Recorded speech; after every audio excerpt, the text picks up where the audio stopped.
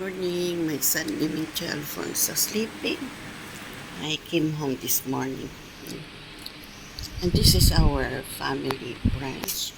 This Lizzie Boy, the retired man. This is our family branch at Blackford, over Paco, Singapore. July 13, 2026. We're having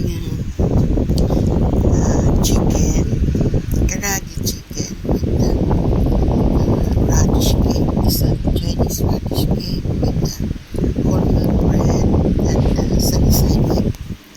Okay? Enjoy folks at Blackford, over Paco, Singapore. Our family brunch. My son Dimitri Alfonso sleeping. Enjoy folks at Blackford, over Paco, Singapore from his holiday. Okay, enjoy folks at Blackford, over Paco, Singapore, Malaysia. Enjoy folks at Blackford, over Paco, Singapore, July 13, 2026. This Lizzie Boy, the retired.